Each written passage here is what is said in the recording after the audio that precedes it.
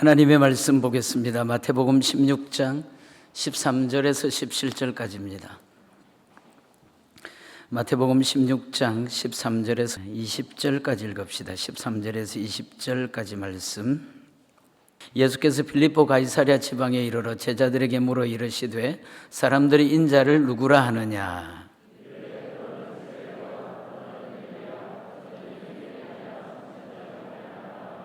이르시되 너희는 나를 누구라 하느냐?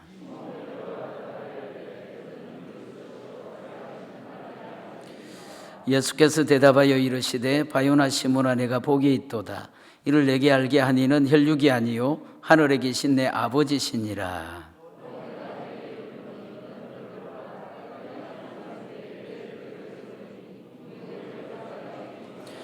내가 천국 열쇠를 내게 주리니 내가 땅에서 무엇이든지 매면 하늘에서도 매일 것이요 내가 땅에서 무엇이든지 풀면 하늘에서도 풀리리라 하시고 이에 제자들에게 경고하사 자기가 그리스도인 것을 아무에게도 이르지 말라 하시니라. 아멘. 우리는 그동안 구약을 시간 순서대로 역사 순서대로 읽어봤습니다. 구약과 신약의 중간 시대 400년도 살폈고 오늘부터 본격적으로 신약의 이야기를 함께 좀 나누려고 합니다. 한 주간 지나오기는 했지만 신약의 말씀은 크게 세 덩어리로 살필 수 있습니다. 사복음에 기록된 예수님 이야기, 사도행전에 기록된 사도 바울의 발자취, 그리고 베드로를 비롯한 사도들의 요한계시록을 포함한 공동서신, 이렇게 분류할 수 있습니다. 앞으로 2주간 살필 것입니다. 오늘은 사복음에 나타난 예수님의 생애에 대해서 함께 말씀을 나누겠습니다. 한 가지 해결하고 갈 문제는 사복음의 예수님 이야기가 복잡하다 하는 사실입니다.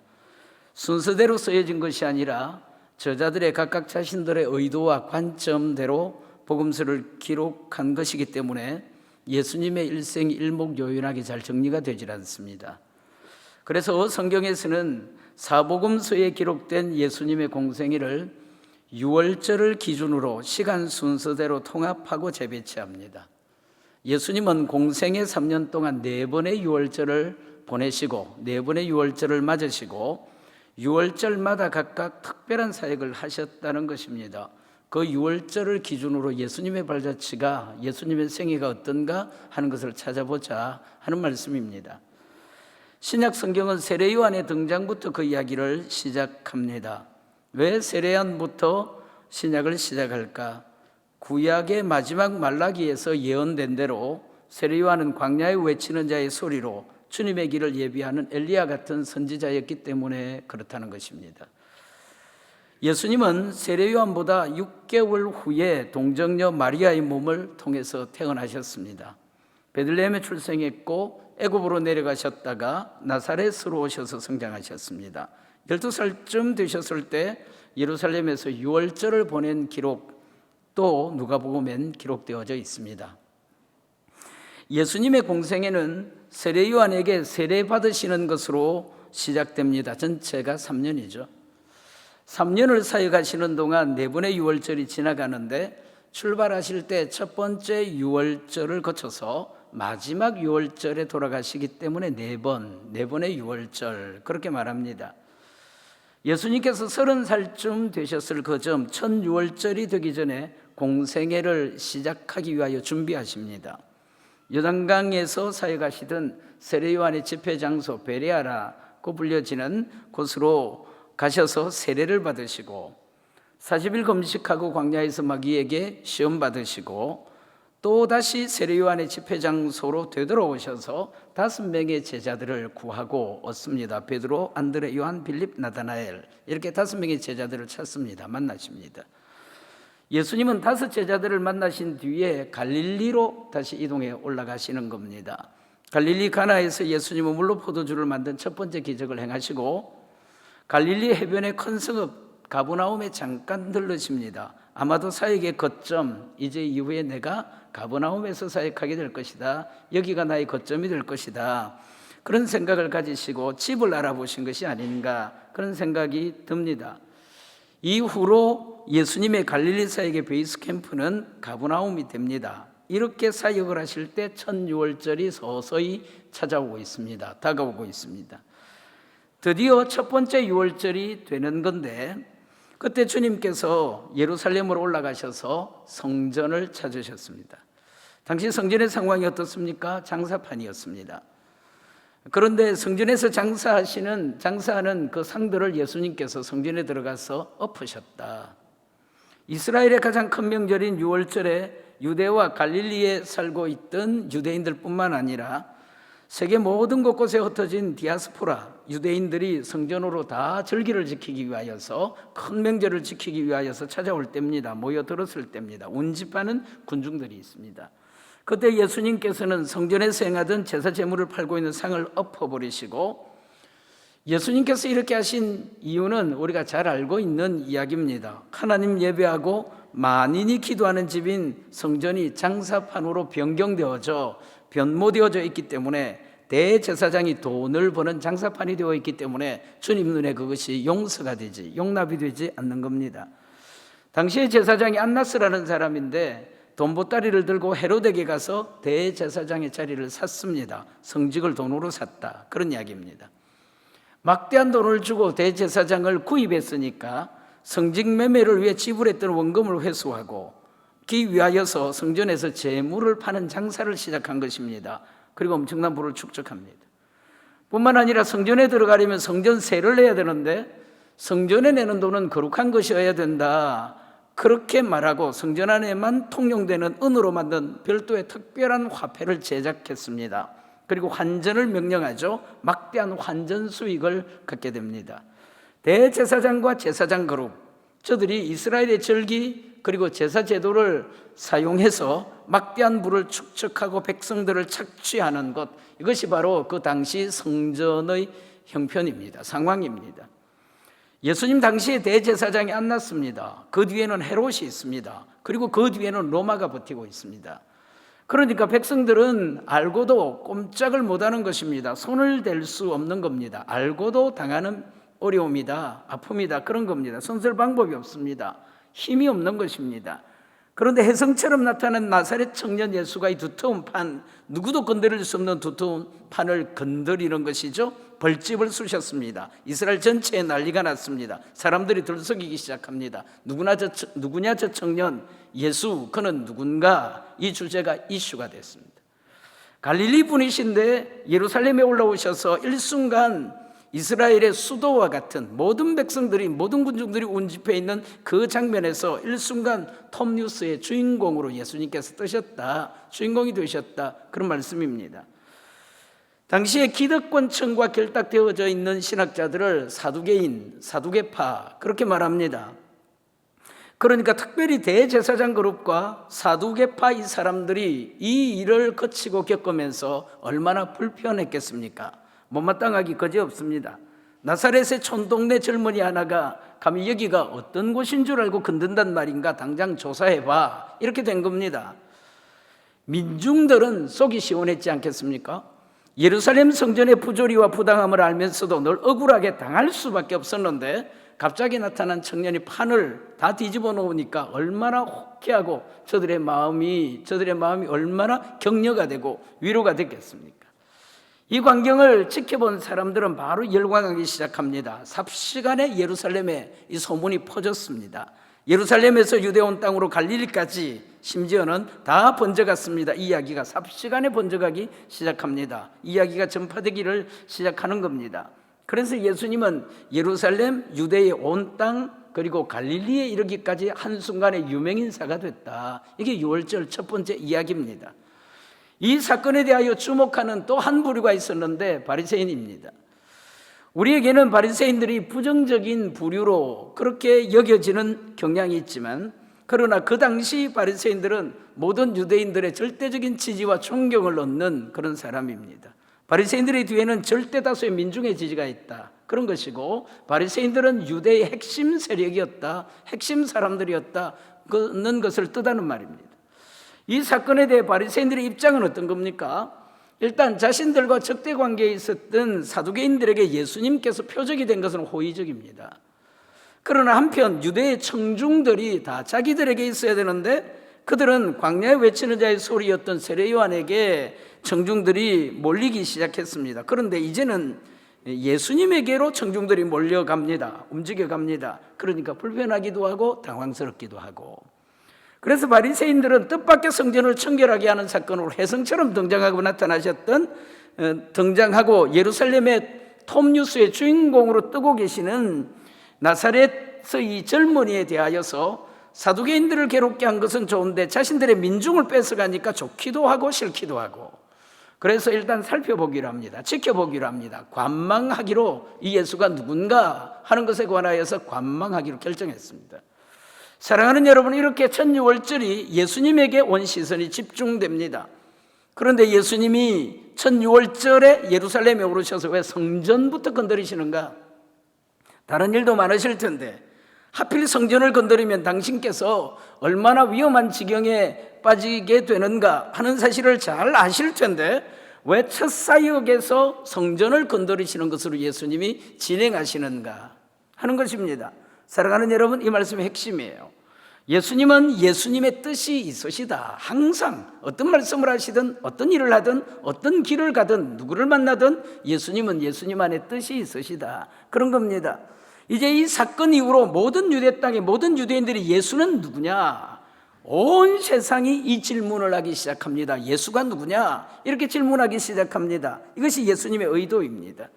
앞으로 3년 동안 예수님은 예수님이 누구신지를 말하려고 하는 것, 그렇게 움직이시는 겁니다.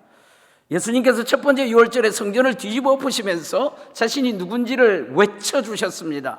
무슨 말입니까 여러분? 내가 성전이다, 내가 성전의 주인이다, 그렇게 말하시는 거죠.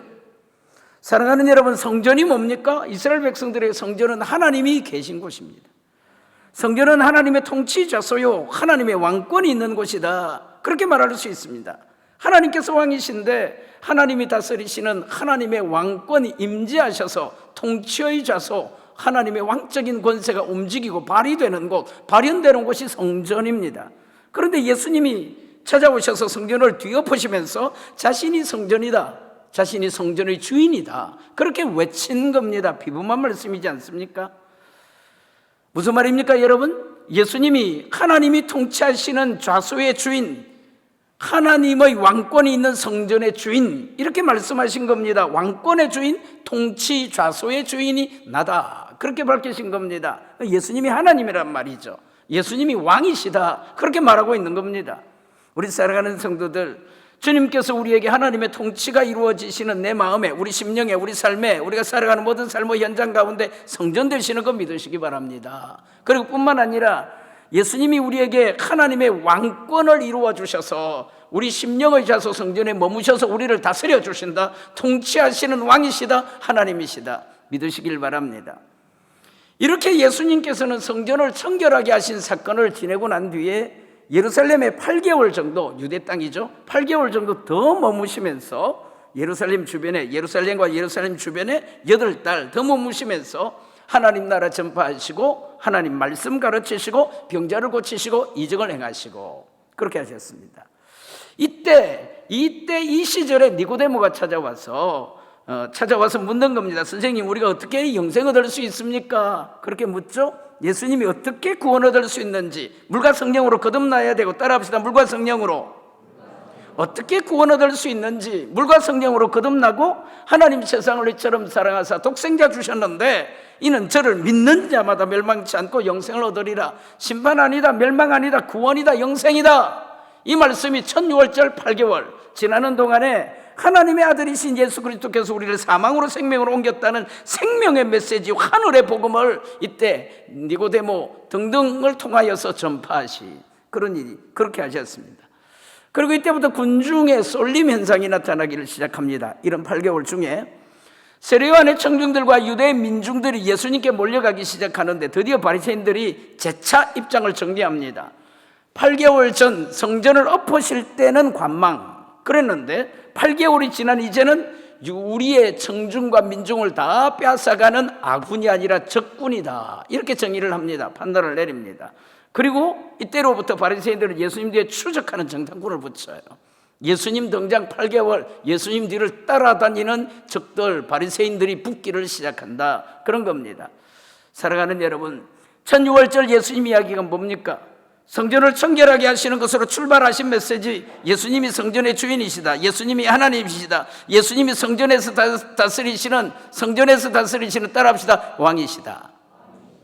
깊이 새기시고 믿으시고 따르시는 성전이신 예수님, 성전의 주인이신 예수님, 그분이 내 하나님이고 내 왕이시다 하는 사실을 다시 상기하시고 믿으시고 따라가시는 여러분들 일생이 되시면 좋겠습니다. 따라합시다. 예수님은 성전의 주인입니다. 이제 두 번째 유월절이에요. 두 번째 유월절에는 베데스다 연못의 사건이 가장 두드러진 상징적인 사건인데, 베데스다 연못에서 주님이 자기를 계시하신 말씀이 뭡니까? 내가 안식일 주인이다. 첫 번째 말씀은 성전 주인이다. 두 번째 말씀은 안식일 주인이다. 그렇게 말하는 겁니다. 사랑하는 여러분, 예수님의 사역 무대는 크게 둘로 나눌 수 있습니다. 예루살렘, 갈릴리, 이렇게 말할 수 있습니다. 마지막 3년 차쯤 되었을 때 북방 갈릴리의 이방인들이 거주하는 지역을 잠깐 돌아보시는 것, 얼마간의 기간 동안에, 그리고 예루살렘 가까이 오셔서 요단 동편에 당신께서 세례 요한에게 세례를 받으셨던 베레아 지역을 잠깐 돌아보신 것 외에는 갈릴리와 예루살렘 이렇게, 그리고 다니시면서 사마리아를 지나간 것, 이것 외에는 크게 갈릴리에서 사역하시고 예루살렘에서 사역하시고 유월절을 중심으로 그렇게 이동하시는 것이 예수님 3년생의 전부예요. 예수님은 첫 번째 유월절 이후에 8달 동안 예루살렘에서 더 머무르시고 천국 복음 전하시고 하나님 말씀 가르치시고 병자 고치시고 그런 일 하셨습니다. 예수님의 3사역 그렇게 이야기하죠. 그리고 이제 갈릴리로 이동하셔서 그 갈릴리 땅에서 4개월 정도 더 머무시면서 갈릴리 1차 사역 그렇게 말하는데 그 일을 하실 생각입니다. 그래서 갈릴리로 가려는 겁니다. 그런데 뜻밖의 경로를 선택하는 거죠. 우리가 잘 아시는 대로 유대 사람 아무도 가지 아니하는 사마리아를 통과하자, 이렇게 첫 번째 유월절 지내고 갈릴리로 떠나시면서 사마리아를 통과하신다. 사마리아는 유대와 갈릴리 사이에 끼어있는 지역입니다. 유대인들은 사마리아 사람을 극도로 싫어합니다. 그 이유는 우리가 잘 알고 있습니다. 혼혈이 되었기 때문에. 그래서 유대인들은 사마리아인 그러면 혐오합니다. 그래서 유대와 갈릴리 사이를 왕래할 때 사마리아 통과하지 않냐고 돌아서 갑니다. 먼 길을 돌아서 간다, 그런 겁니다. 그런데 예수님께서는 갈릴리로 이동해 가시면서 의도적으로 사마리아를 지나가시는 겁니다. 그리고 사마리아 지역에 한 여인, 우물가에 한 여인을 만나게 되고, 예수님께서 말씀하시기를 이 물을 마시는 자는 또다시 목마르지만 내가 내게 주는 물을 먹으면 영생할 것이다, 영원히 목이 마르지 않을 것이다, 나는 내가 찾는 구원자다, 여인에게 메시아다, 그런 말씀을 계시하시고 가르치셨어요. 이 여인을 통해서 사마리아 온 땅에 온 동네에 뛰쳐들어가서 내가 메시아를 만났다, 그리스도를 만났다, 영원히 목마르지 아니하는 생수를 만났다 하는 소식을 전파하게 합니다. 예수님께서 뭡니까 여러분? 북방 이스라엘이 멸망한 뒤에 800년 동안 역사의 수면 아래 잠겨있던 사마리아까지 찾아가셔서 예루살렘, 유대, 사마리아 땅끝까지 하나님의 복음이 전파되리라, 그렇게 말씀하시는 후에 말씀하시는 그 하나님의 구원과 생명의 복음이 예루살렘, 유대, 사마리아 땅끝까지 복음이 전파되어지고 전해질 것을 예표하시면서 천유월절 마치고 갈릴리로 가시면서 사마리아의 복음을 전하셨다, 생명의 소식을 전하셨다, 그런 겁니다. 이렇게 사마리아 사역을 다 마치시고 예수님께서는 천유월절 지난 후 8달 만에 갈릴리로 다시 돌아오시게 되는데 자신의 고향으로 돌아오십니다. 나사렛이죠. 갈릴리의 나사렛으로 오십니다. 당신께서 30년 동안 자라신 곳 고향입니다. 회당에서 말씀 전하기 시작합니다. 그런데 예수님은 고향에서 배척당하고 핍박받습니다. 쫓겨납니다. 이미 나사렛에는 예수님이 들어오시기 전부터 예수님에 대한 소문이 당도해 있습니다. 도착해 있지 않습니까? 예루살렘에서의 이야기가 이미 이곳까지 다 전달된 것입니다. 소상하게 전달된 것입니다. 나사렛 회당에 있던 원로들, 제사장들과 서기관과 바리새인들은 이미 회의했습니다. 회의를 다 마쳐놓은 상태입니다. 나사렛에서 무슨 선한 것이 나느냐? 저는 우리와 함께 살던 목수 아들 아니냐? 예수님이 오시기 전에 이미 예수님을 배척하기로 어떤 말씀을 하시든지, 예수님이 어떤 말씀을 하시든지 배척하기로 결의해 놓은 상태입니다. 그런 분위기 속에 예수님은 이사야 61장으로 설교하셨죠. 하나님의 영이 내게 임하였으니 하나님에게 기름 부어서 가난한 자에게 아름다운 소식 전하고 상한 자를 고치고 포로된 자에게 자유 주고 하나님의 은혜의 해를 전파하게 하셨다, 그런 말씀을 읽으시고 이 글이 오늘 너희 귀에 응하였느니라, 이렇게 주님께서 말씀을 하시는 겁니다. 사랑하는 여러분, 이 말씀은 이사야 61장은 메시아가 와서 해야 될 설교입니다. 그런 말씀인데 너희는 지금 그 메시아의 설교를 듣고 있다, 그렇게 말씀하고 계시는 겁니다. 내가 너희들에게 이 말을 하고 있으니 이 성경에 있는 이 말이 바로 내 말이다. 내가 너희들에게 이 말을 하니 너희 귀에 메시아의 말이 들리고 있는 것이다, 그렇게 말하는 겁니다. 그래서 나사렛 고향 동네 사람들이 볼때처럼 일어나죠. 고향에서 완전히 쫓겨났습니다. 나사렛에 예수님이 다시 들어가실 수 없는, 완전히 쫓겨나고 핍박을 받습니다. 큰 환난을 겪습니다. 예수님께서 그렇게 고향에서 배척을 당하신 뒤에 가버나움으로 거처를 옮깁니다. 이미 첫 6월절 전에 가버나움 살펴보고 집 대약 어디쯤 하면 좋겠다 생각해 놓은 것이 있으시잖아요. 그리고 이제 가버나움을 베이스 캠프로 본격적인 갈릴리 순회 전도 사역, 갈릴리 말씀 사역을 시작하시는 것이다. 회당에서 설교하고 귀신 들린 사람 고치고 베드로 장모 10병 고치고 그 소문을 듣고 예수님께 찾아온 수많은 각색병든 자들을 다 고쳐내시고 4개월 동안 천국 복음 전하시고 하나님 말씀 가르치고 모든 병자를 고치시고 치료하시는 놀라운 사역들을 갈릴리에서 넉 달, 4개월 동안 계속 전개하시고 이루어 가셨다. 사랑하는 여러분, 특별히 이때 주님께서 마지막 부분에, 4개월의 마지막 부분에 아주 상징적인 두 사람을 등장시킵니다. 예수님이 지붕을 뚫고 내려온 중풍병자 고쳐주시고 세리였던 마태를 불러주시는 장면입니다. 이 두 사람을 통해 예수님이 말씀하여 주시려는 메시지는 뭐냐? 죄 용서하시는 예수님이에요. 지붕에서 내려온 중풍병자를 고치기 전에 죄 사함 받았다 먼저 선포해 주시고, 마태를 부르실 때 예수님께서 둘러선 사람들이 주께서 어찌 죄인들과 함께 먹고 마시는가 그렇게 말할 때, 비난받을 때 주님이 하신 말씀이 병든 자의 의원 소용이 있는 것처럼 병이 든 사람에게 의원이 소용이 있는 것은 나는 의인 부르러 온 것이 아니라 죄인 찾아왔다, 죄인 부르러 왔다, 죄인이 나 찾는다, 죄인이 나 부른다, 죄인이 나 믿는다, 나는 그 죄인들을 고치기 위하여서 찾아왔다, 그렇게 말씀하시는 거예요. 사랑하는 여러분, 예수가 누구십니까? 죄의 문제를 해결할 수 있는, 따라합시다, 하나님. 예수가 누구냐? 우리 마음에 예수가 누구냐? 우리 삶에 예수가 누구냐? 여러분 심령에 예수가 누구냐? 죄를 고치시는 하나님이시다, 그런 겁니다. 죄를 용서하시는 하나님, 죄를 고쳐주시는 하나님, 병을 고칠 뿐만 아니라 죄를 고쳐주시는 하나님 믿으시기 바랍니다. 지붕에서 내려오는 중풍병자에게 하신 말씀, 내 죄 사함 받았느니라 믿으시기 바랍니다. 세리 마태를 향하여 그 상에서 같이 먹으시면서 베풀어 주신 말씀, 건강한 자에게 무슨 의원이 필요하냐? 병든 자에게 의원이 소용되는 것처럼 나는 의인을 부르러 위하여 온 것이 아니라 죄인 찾아왔다, 죄인 고치러 왔다, 죄 고쳐주러 왔다, 믿으시기 바랍니다. 드디어 갈릴리에서 4개월이 흐른 뒤에 두 번째 유월절이 다가옵니다.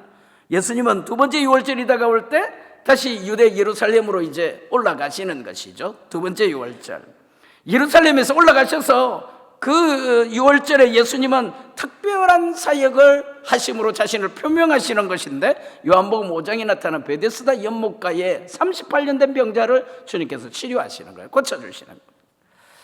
베데스다라는 말은 은혜의 집이다, 그런 뜻을 가졌고, 양문이라는 곁에 있습니다.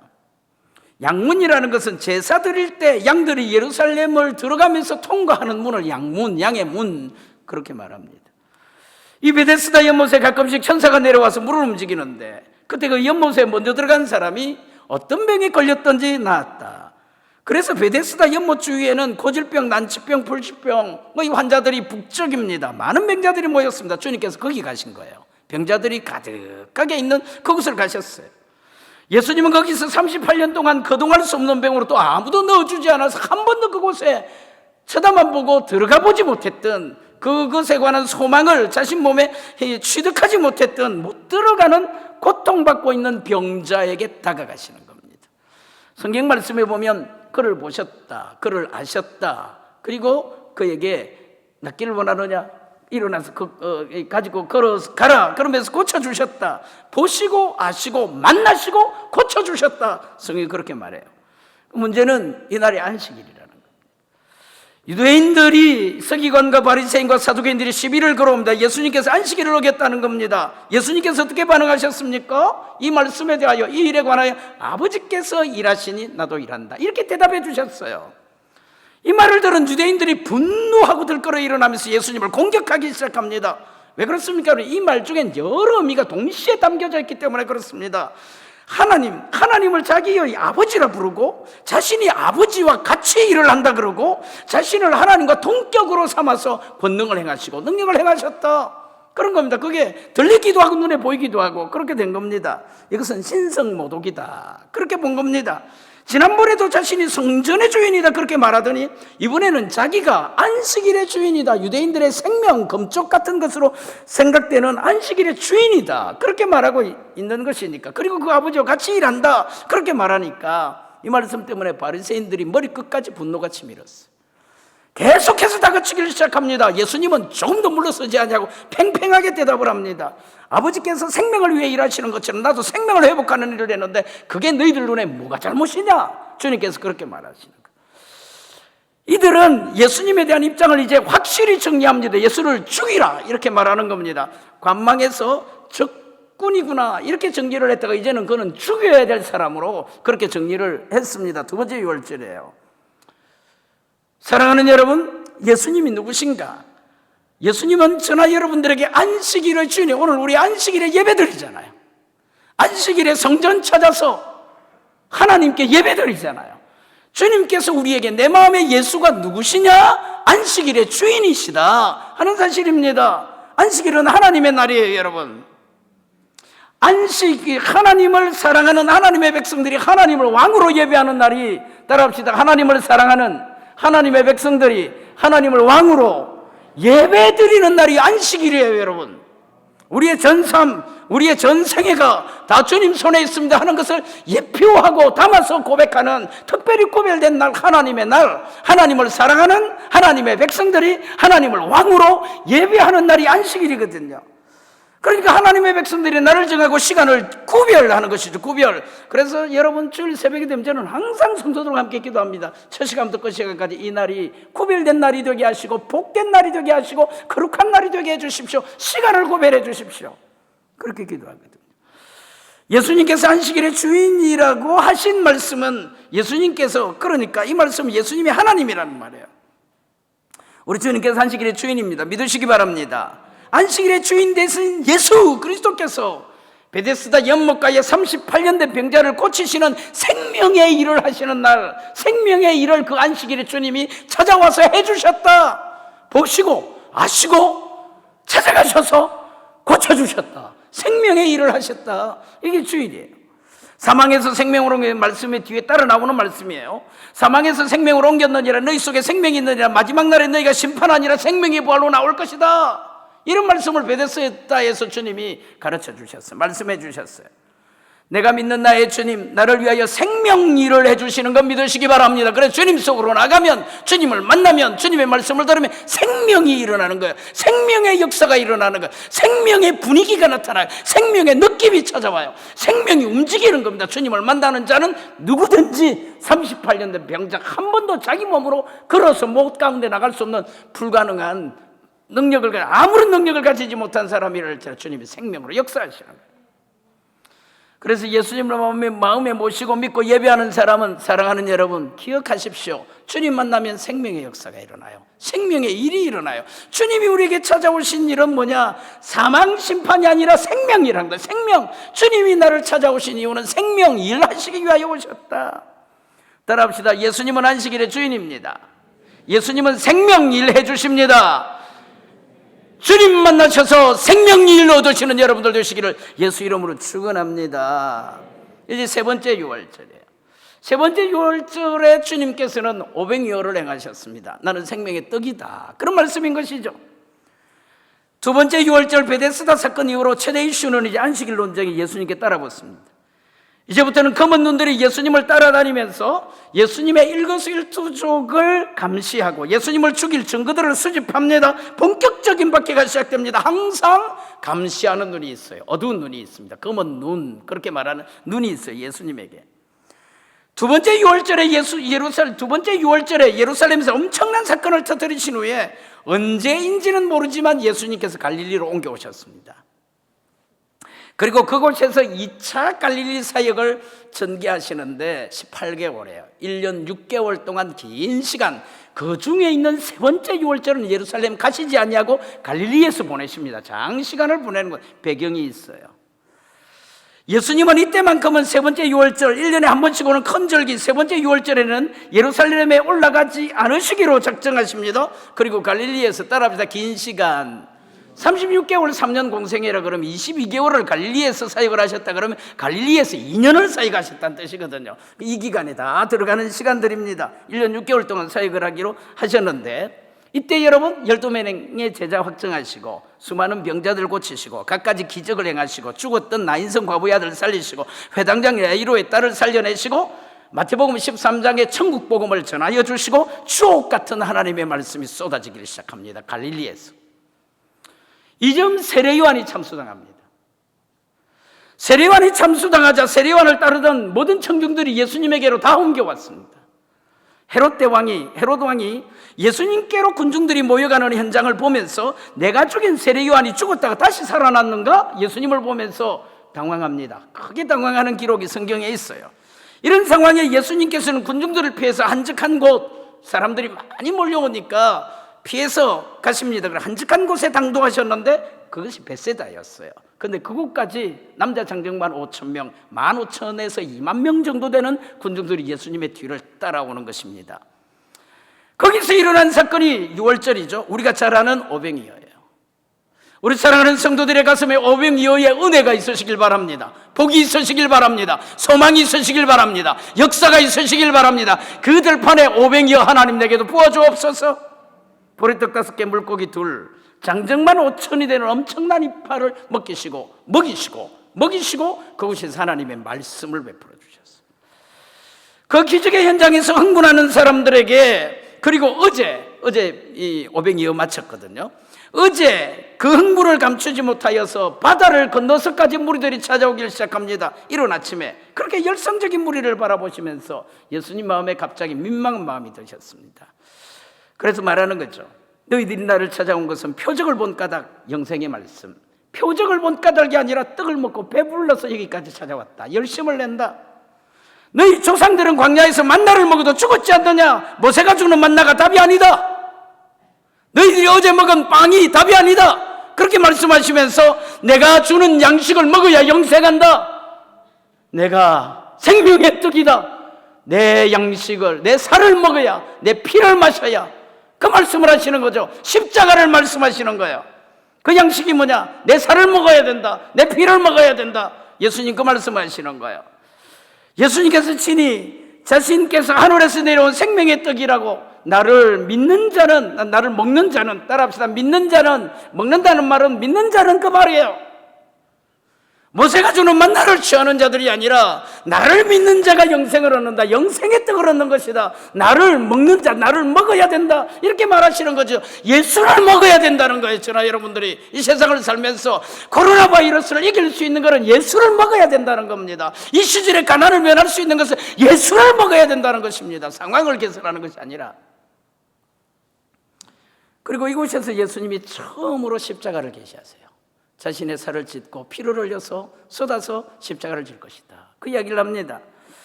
내 살을 먹고 내 피를 마셔야 된다. 회개한 메시지잖아요.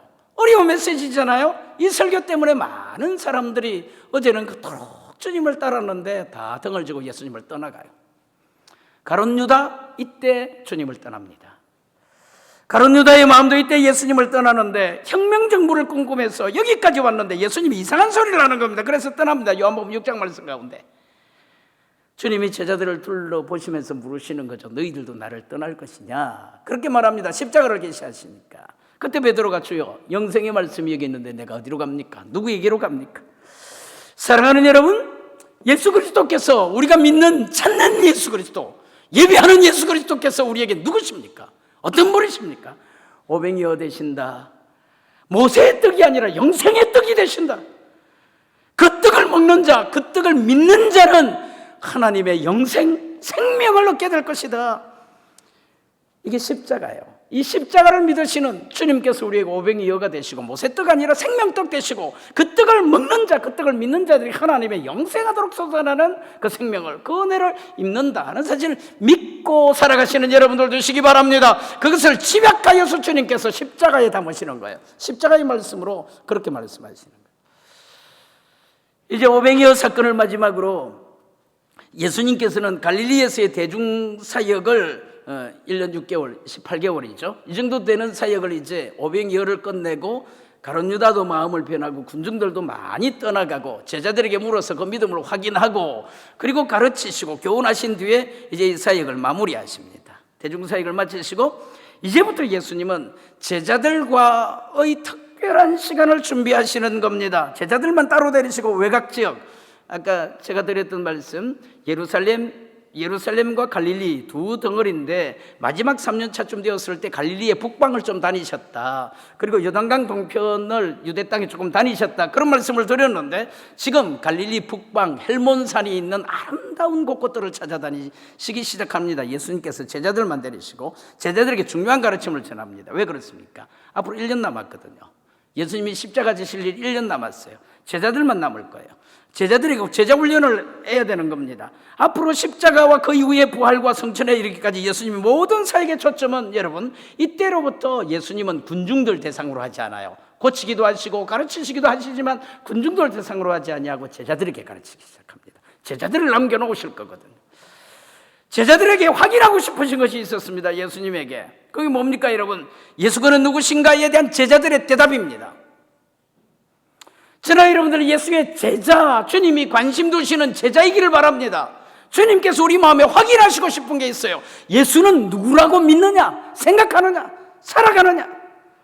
그래서 제자들에게 묻습니다. 사람들이 나를 누구라느냐? 너희들은 나를 누구라고 믿느냐? 누구라고 말하느냐? 베드로가 나서서 대답하죠. 그리스도십니다. 살아계신 하나님의 아들입니다. 주님 마음에 완벽한 대답이에요. 예수님이 이 대답을 듣고 크게 기뻐하셨습니다. 베드로의 이 대답을 듣고 베드로에게 예언하시고 선포해 주셨어요. 교회론 가르쳐 주시고 종말론 가르쳐 주셨습니다. 뭡니까 여러분? 바요나 시몬아, 내가 복이 있도다. 너는 베드로다. 이 반석위에 교회를 세울 건데 음부의 권세가 너를 이기지 못할 것이고 천국의 열쇠를 갖게 될 것이다. 열면 열리고 닫으면 닫는 권세를 내가 너에게 줄 것이다. 베드로의 신앙하는 고백 위에 다시 말씀드려서 교회는 주는 그리스도시요 살아계신 하나님의 아들이라고 고백하는 아들의 생명을 가진 자들 위에 세워지는, 그 교회는 핍박을 받을 것이지만 그러나 그 전국의 음부의 권세가 절대로 건드리지 못할 것이고 축복을 풀어놓을 것이다. 하나님의 복을 풀어놓을 것이다. 교회론 가르치는 거예요. 정말론을 가르치는 거예요. 이렇게 특별 훈련 기간에 제자들의 고백을 들은 뒤에 예수님께서는 자신께서 십자가에 고난당하시고 죽으셨다가 사흘 만에 다시 살아날 것에 대한, 특별히 고난받을 것에 대하여서 고지를 하십니다. 이것을 첫 번째 순환고지, 그렇게 말합니다. 세 번의 순환고지를, 내가 고난받는다 하는 얘기를 세 번 말하시거든요. 주님이 이곳에서 주님이 베드로의 고백을 들으시고 첫 번째 순환을 이야기합니다. 고난을.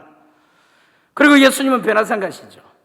변화산에서 변화하시는 모습과 그곳에서 베푸시는 말씀을 통하 역시 기독론 가르치고 교회론 가르치고 종말론의 그림을 가르쳐 주시면서 두 번째로 순환고지합니다. 인자가 사람들이 넘겨져 죽임을 당하고 사흘 만에 다시 살아날 것이다. 변화산에서 제자들에게 가르치신 말씀이에요. 두 번째 순환고지. 그리고 예수님은 이제 가버나움으로 내려오셔서 자신의 마지막 유월절을 주섬주섬 다른 누구도 눈치채지 못하는 비장하고 비상한 길을 준비하시는 거예요. 세 번째 유월절, 오병이어의 교훈을 베푸시고 제자 훈련하시고 순환고지 해주시고, 그리고 이제 네 번째를 준비하시는 예수님의 모습. 네 번째 유월절입니다. 예수님의 마지막 유월절이에요. 초막절부터 움직입니다. 초막절에서 수전절, 유월절 6개월, 초막절에서 수전절 3개월, 수전절에서 유월절 3개월, 6개월 전에 예수님이 움직이시는 겁니다. 초막절에 예루살렘으로 갑니다. 예수님께서 갈릴리에서 예루살렘으로 가실 때는 항상 유월절이었어요. 이번에는 유월절에 가지 않습니다. 초막절에 예루살렘 갑니다. 왜 유월절에 6개월 전 초막절에 예수님께서 가시는가? 자신의 마지막 유월절이라는 사실을 압니다. 그래서 첫째는 제자들에게 보여줄 것이 많아요. 두 번째는 유대 땅에 가셔서 하실 일이 남아 있습니다.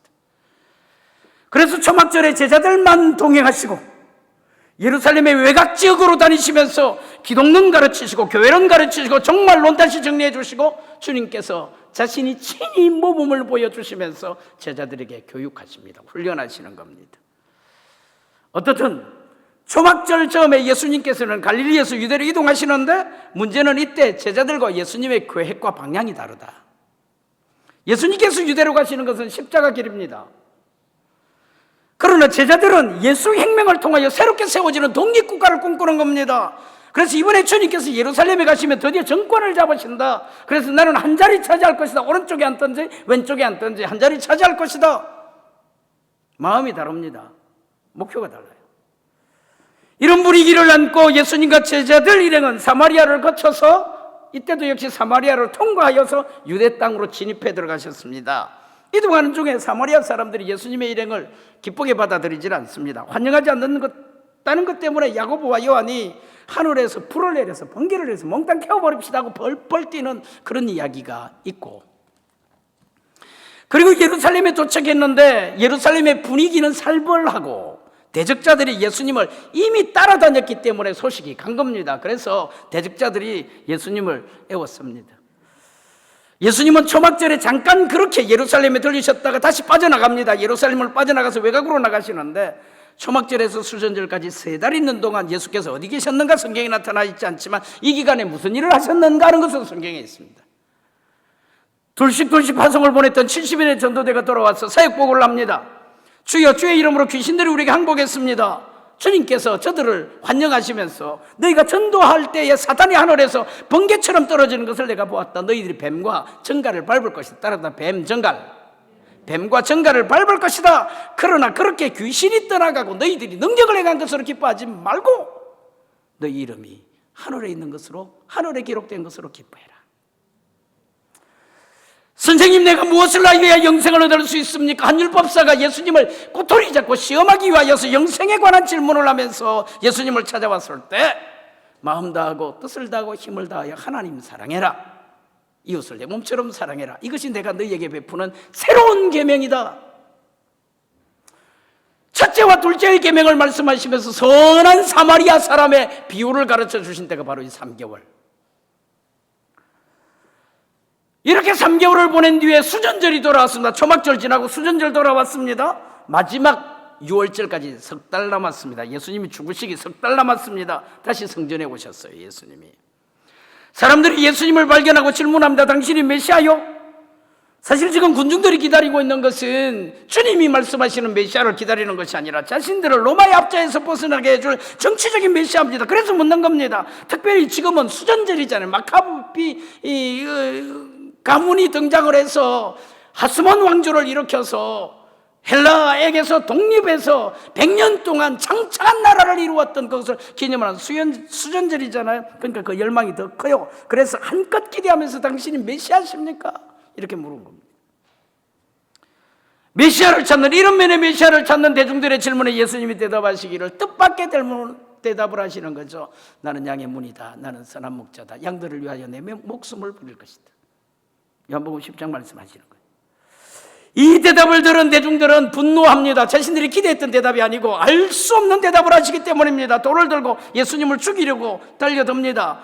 자신들이 기다리던 마카비 혁명 같은 영웅이 아니라 계속 첫 번째, 두 번째, 세 번째, 네 번째 자신을 하나님이라고 말하면서 그렇게 말하는 겁니다.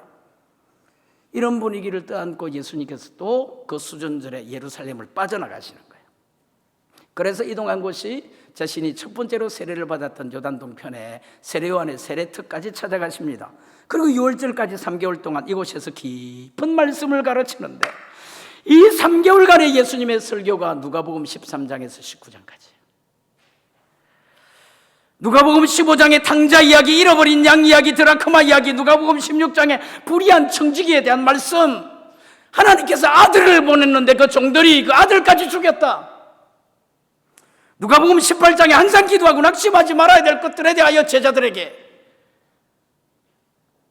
가난한 가부 이야기나 불의한 재판관 이야기나 이런 등등의 이야기를 쭉까지 펼쳐놓으시면서, 그러나 그 전체 핵심은 무엇이냐면 하나님의 나라가 임박했고 하나님 나라의 주인이시고 왕이신 하나님 아버지의 마음이 이렇다. 돌아오는 탕자를 기꺼이 안으시는 이런 마음이셨다. 아버지의 마음.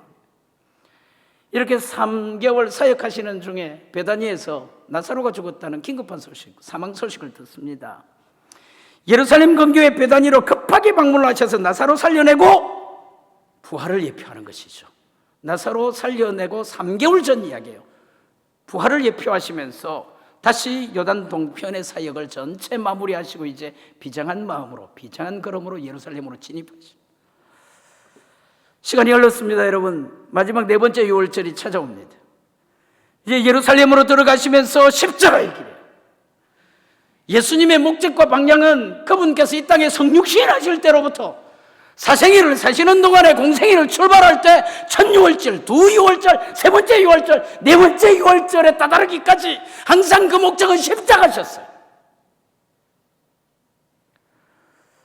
예수님께서 인자가 이방인들에게 넘겨질 것이다, 희롱과 채찍을 당할 것이다, 죽었다가 3일 만에 다시 살아날 것이다, 세 번째로 고난당할 것을 고지하시고, 세 번째 순환고지 하시고, 예루살렘으로 올라오실 때에 여리고를 지나는 길에 뽕나무에 삭개오 만나주시고, 베다니 나사로의 집에 다시 한 번 더 들리셔서 신방해 주시고, 그리고 예루살렘으로 가요. 6월절이 이제 꼭 7일 남았습니다. 일주일 남았어요. 주일이죠. 예루살렘에 입성하시고 백성들이 환호하지만, 낙이 타고 백성들이 환호하지만 그 백성들이 나흘 만에 예수님의 적으로 돌았습니다. 배반합니다. 군중들이 떠나간 거예요. 월요일이죠. 예루살렘에 올라가시면서 길가에 무화과 나무 열매 없는 것 보시고 저주하시고 성전에 들어가서 다시 성전을 정결하게 하시고, 내 집은 만민이 기도하는 집이다, 하나님을 예배하는 집이다, 왜 강도의 구려를 만들었느냐. 화요일 변론의 날에 모든 신학자들, 성전에서 한 가난한 가부가 하나님께 정성껏 헌금하는 것을 귀히 칭찬해 주시고, 유대 모든 지도자들과 만나면서 변론하십니다. 그리고 감람산 강론, 그날에 감람산에서 강론해 주십니다. 예루살렘 성을 바라보시면서 제자들에게 예루살렘 성전이 파괴될 것, 그리고 종말의 징조, 인자의 다시 오실 것에 대하여 가르쳐 주셨어요. 수요일 주님께서 이날은 베다니 머무셨습니다. 한 여인이 향료컵을 깨뜨리고 제자들은 이를 못마땅히 여기고, 한 여인이 사랑받으시고 제자들의 괘씸한 배반을 겪으시고 거치시고, 아직까지도 주님의 마음을, 주님의 일을 이해하지 못하는 제자들의 모습을 겪으시고 거치시고, 목요일이죠. 제일 긴 날입니다. 마가 요한의 다락방을 정하게 하셨습니다. 세족식을 하셨어요. 성찬식을 하셨어요. 그곳에서 하나님의, 주님의 긴 말씀을 하셨어요. 누가 높으냐 크냐를 다투고 있던 제자들에게 내가 너희를 떠난다, 내가 가는 곳에 너희들이 지금은 올 수 없다, 남아있는 너희들끼리 서로 사랑해라, 서로 섬기는 삶을 살아라. 그러면 많은 사람들이 너희들이 참 나의 제자인 줄 알게 될 것이다. 촉촉한 설교를 하셨어요. 다락방에서. 예수님이 다락방에서 일어나셔서 제자들과 함께 겟세마네 동산 기도하러 나가시다가, 그 밤에 체포되실 것이잖아요. 기도하러 가시다가 어느 포도밭을 지나시면서 포도나무를 바라보면서, 요한복음 15장이죠. 나는 포도나무요, 너희는 가지니 너희가 내게 붙어 있으면 많은 열매를 맺는다. 나를 떠나면 아무 열매도 맺을 수 없고 사람들에게 밟힐 것이다. 너희가 내 안에, 내 말이 너희 안에 거하면 무엇이든지 원하는 대로 구하라. 그리하면 이루리라. 무슨 일이든지 이루리라. 포도나무를 바라보시며 제자들을 이별하실 순간이 임박한 것을 아시는 주님께서 너희들 내게 붙어 있으라, 내게 떠나면 안 된다 가르치셨어요. 금요일이죠. 순환의 날입니다. 밤새 기도하던 중에 1시, 새벽 1시에 체포됩니다. 4시에 사내들인 공의에 넘겨져서 처형 결정납니다. 6시에 빌라도가 십자가 처형을 결정합니다. 끌고 가서 9시, 오전 9시 예수님을 십자가에 매달아요. 그리고 오후 3시 테텔레스타이, 주님께서 다 이루었다 말씀하시고 운명하셨어요. 토요일 무덤에 계셨고요. 주일 새벽 부활하셨어요. 사랑하는 여러분, 요한복음 말씀 가운데 예수님께서는 자기가 누구신가 자기 자신을 스스로 계시하신 7가지 말씀이 나타납니다. 나는 생명의 떡이다, 세상의 빛이다, 나는 양의 문이다, 나는 선한 목자다, 나는 부활이요 생명이다, 길과 진리와 생명이다, 나는 너희들의 참 포도나무다. 예수님이 저나 여러분들에게, 우리에게 누구세요?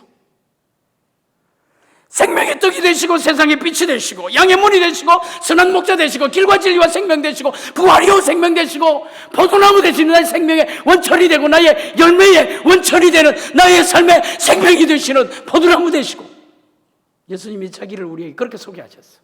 가르치셨어요.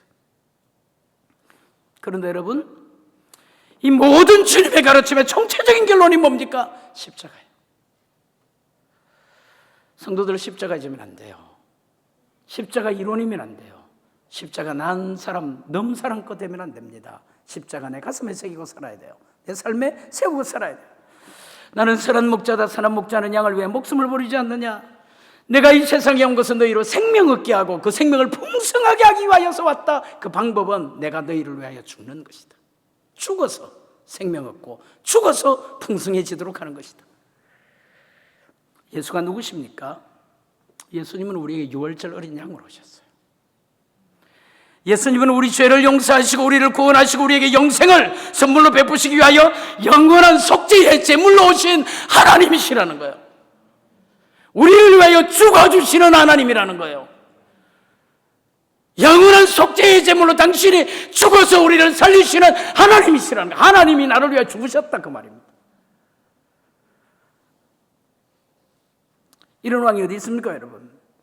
세상의 모든 왕들은 다른 사람 피 흘려서 다른 사람 죽이고 다른 사람 피 흘려서 왕이 되는 거예요. 다른 사람 짓밟아서 왕이 되는 거예요. 다른 사람 빼앗아서 왕이 되는 겁니다. 그런데 하나님의 아들, 우리의 영원한 왕이 되시니 독특하신 하나님의 아들은 허물과 죄로 죽었던 우리를 살리시기 위하여 당신의 피를 흘리시고 당신을 죽이셔서 우리를 살리셨다. 당신을 죽여서 우리를 구속하시고 당신을 죽여서 우리를 대속하시고 당신을 죽여서 우리를 사주시고 당신을 죽여서 우리를 구원하셨어요. 생명 주셨어요. 영생 얻었어요. 우리는 생명 있는 자들이에요. 영생 있는 자들이에요. 그래서 예수는 누구신가? 가이사랴 빌립보에 예수님께서 특별 제자 훈련하실 때 제자들에게 물었습니다. 세상 사람들이 나를 누구라 그러느냐? 세례요한이라 그럽니다. 엘리야라 그럽니다. 선지자 중에 하나라 그럽니다. 제자들에게 주님께서 물으셨습니다. 너희들은 나를 누구라 그러느냐? 저는 그리스도이시오 살아계신 하나님의 아들입니다. 베드로 그렇게 대답했어요. 묻습니다, 여러분. 여러분에게 예수는 누구세요? 예수가 누구신가? 이 질문은 저나 여러분들의 전 존재를 걸고 대답해야 되는 이야기예요. 이 답변이 없으면 예수, 그는 내게, 나에게, 내 마음에, 내 존재에, 내 평생에 누구신가? 이것에 대하여 명확한 신앙의 고백이 없으면 종교생활입니다. 철학이에요. 사변입니다. 아무것도 아닌 거예요. 하나님이 우리를 위하여 이 땅에 오셔서 당신의 피를 흘리고 당신의 목숨을 바쳐서 나를 사시기 위하여 당신의 일을 해놓으셨는데 나는 내 마음에 대답이 없어요. 나는 내 마음에 예수님이 철학이에요. 사변이에요. 과연 나는 어떤 예수 믿으십니까? 자기가 그린 예수 믿으면 안 됩니다. 상상한 예수 믿으면 안 돼요. 주워 들은 예수 믿으면 안 돼요. 짐작하는 예수 믿으면 안 돼요. 남들이 말하는 예수 믿으면 안 됩니다. 여러분, 내 예수를 믿어야 해요. 나의 예수를 믿어야 됩니다. 예수님께서 6월절에 말씀하셨습니다. 나는 성전의 주인이다. 나는 안식일의 주인이다. 나는 생명의 떡이다. 나는 십자가로 만인을 구원한 구세주다.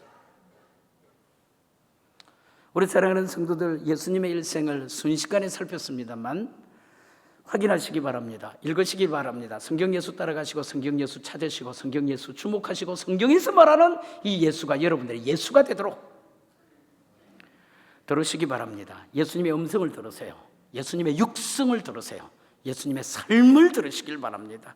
하나님의 말씀이 들리는 그 현장에 여러분들이 서셔서 평생을 살아가시고 점점 더 주님의 품속에 깊이 파고들고 주님의 손끝을 바라보고 주님의 손길을 누리면서 살아가시는, 그리고 결론 내셔야 돼요. 예수, 그는 누군가?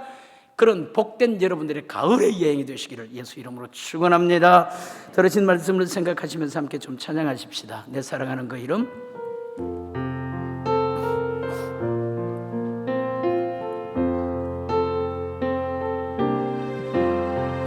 내 사랑하는 그 이름 예수, 복된 예수, 내 귀에 오막같도다.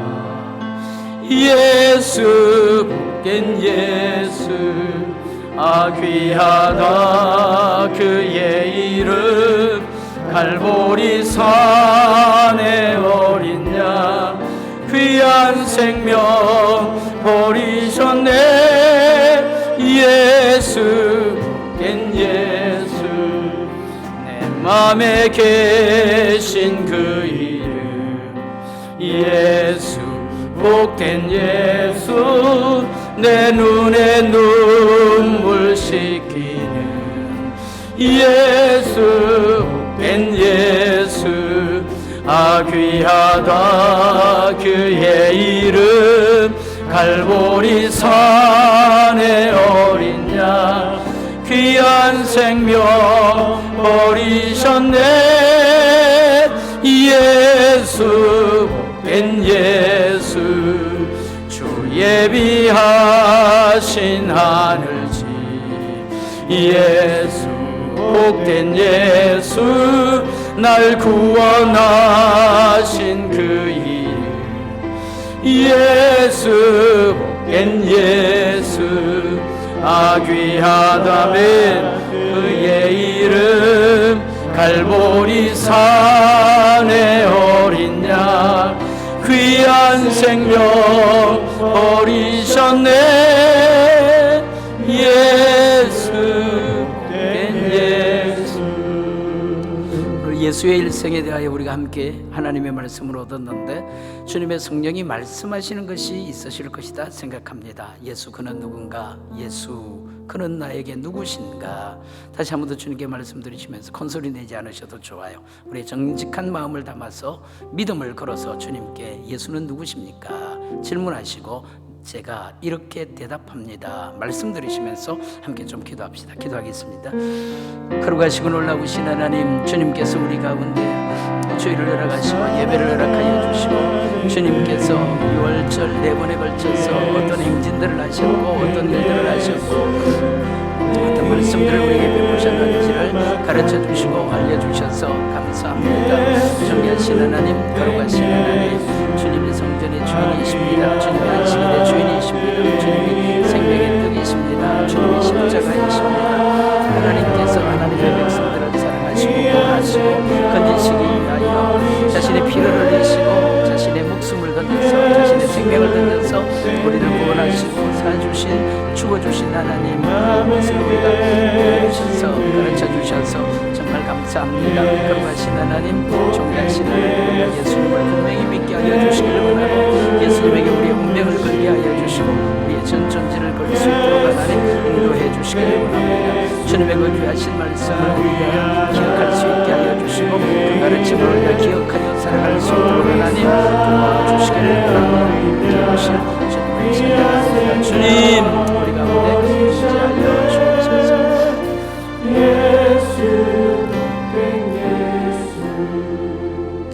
주님께서 6월절 오르시면서 나는 성전의 주인이다, 안식일의 주인이다, 생명의 떡이다, 나는 십자가다, 하나님의 사랑하는 자녀들과 백성들을 살리시기 위하여 당신의 피를 흘려주시고 당신의 생명을 바쳐서 죽어주시는 하나님, 그 십자가를 우리에게 가르쳐 주셔서 감사합니다. 사람들은 예수님에 대하여 생각하는 것이 있습니다. 제자들도 예수님에 대하여 생각하는 것이 있습니다.